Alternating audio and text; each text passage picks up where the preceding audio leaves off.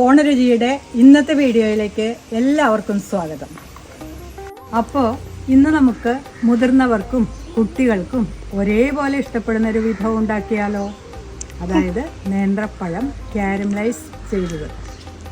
അതിനുവേണ്ടി നേന്ത്രപ്പഴം 2 എണ്ണം 3 മുറിച്ചതുണ്ട്, പഞ്ചസാര ഉണ്ട്, നെയ്യുണ്ട്, 10 കശുവണ്ടി ഉണ്ട്, വേവിക്കാനുള്ള വെള്ളമുണ്ട്.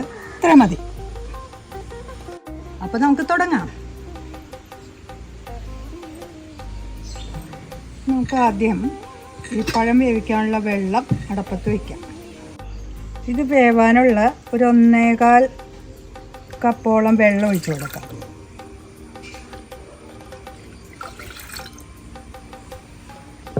നമുക്കിനി അടപ്പത്ത് ചൂടാകാൻ വയ്ക്കാം. ചൂടായ വെള്ളത്തിലേക്ക് നമുക്ക് ആദ്യം 2 ടേബിൾ സ്പൂൺ നെയ്യ് ചേർത്ത് കൊടുക്കാം. നല്ല കട്ടിയുള്ള പാത്രം വേണം കേട്ടോ ഇത് ഉണ്ടാക്കാൻ, അടികട്ടിയുള്ള പാത്രം.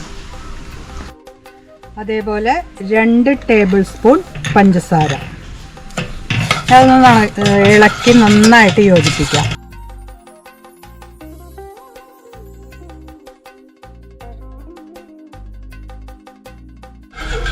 അപ്പോൾ പഞ്ചസാരയും നെയ്യുമൊക്കെ ഇതിലേക്ക് ഏകദേശം വെള്ളത്തിൽ ലയിച്ചിട്ടുണ്ട്.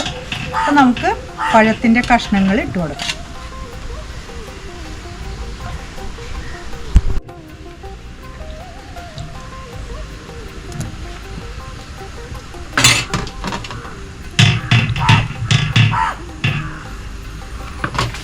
ഞാൻ അടച്ചു വെച്ച് അത് വേവട്ടെ.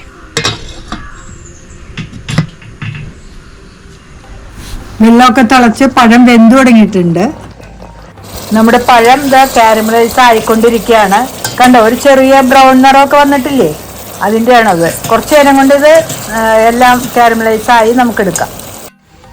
പഞ്ചസാരയൊക്കെ കാരമലൈസായി ഇപ്പം നമ്മുടെ പഴത്തിലേക്കൊക്കെ പിടിച്ചിട്ടുണ്ട്.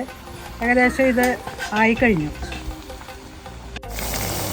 ഏകദേശം പഴം നമുക്ക് പഞ്ചസാരയൊക്കെ പിടിച്ച് അത് കാരമലൈസായി ഒരു ചെറിയ ബ്രൗൺ നിറം, ചെറുതല്ല കുറച്ചുകൂടെ ബ്രൗൺ നിറമൊക്കെ ആവുമ്പോൾ അത് എടുക്കാം.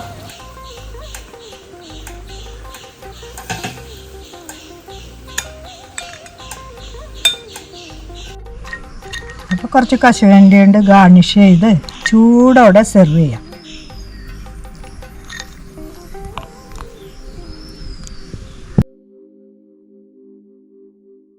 ഈ വീഡിയോ ഇവിടെ അവസാനിക്കുകയാണ്.